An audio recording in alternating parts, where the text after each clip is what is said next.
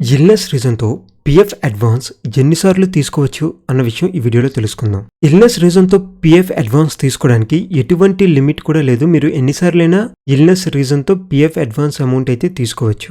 అయితే ఎంత తీసుకుంటాం అన్న అమౌంట్ మీద అయితే మాత్రం లిమిట్ ఉంది. మీరు 6 నెలల బేసిక్ వేజ్ లేదా ఎంప్లాయీ యొక్క పీఎఫ్ షేర్ ఈ రెండిట్లో ఏదైతే తక్కువ అమౌంట్ ఉంటుందో ఆ అమౌంట్‌ని మీరు విత్‌డ్రా చేసుకోవచ్చు. ఫర్ ఎగ్జాంపుల్ ఒక ఎంప్లాయీ బేసిక్ వేజ్ 15,000 రూపాయలు అనుకోండి. 6 మంత్స్‌కి ఎంత అవుతుంది? 90,000 రూపాయలు అవుతుంది. ఇప్పుడు ఆ ఎంప్లాయీ యొక్క పీఎఫ్ బ్యాలెన్స్ వచ్చి 75,000 రూపాయలే ఉంది. ఇది ఎంప్లాయీ షేర్. ఈ రెండిట్లో ఏది తక్కువ? 75,000 రూపాయలు తక్కువ కాబట్టి ఎంప్లాయీ యొక్క పీఎఫ్ అడ్వాన్స్ 75,000 రూపాయలు మాత్రమే ఇవ్వబడుతుంది. అయితే పీఎఫ్ అడ్వాన్స్ తీసుకోవడానికి ఇల్నెస్ రీజన్ మీద ఎటువంటి లిమిట్ లేదు. కానీ మ్యారేజ్కి కానీ, ఎడ్యుకేషన్కి కానీ, హోమ్ కన్స్ట్రక్షన్కి కానీ అయితే మాత్రం లిమిట్స్ అయితే ఉంటాయి. అలాగే పీఎఫ్ అడ్వాన్స్ ఇల్నెస్ రీజన్‌తో తీసుకోవడానికి మీరు ఎటువంటి మెడికల్ సర్టిఫికేట్ కూడా సబ్మిట్ చేయాల్సిన పని లేదు.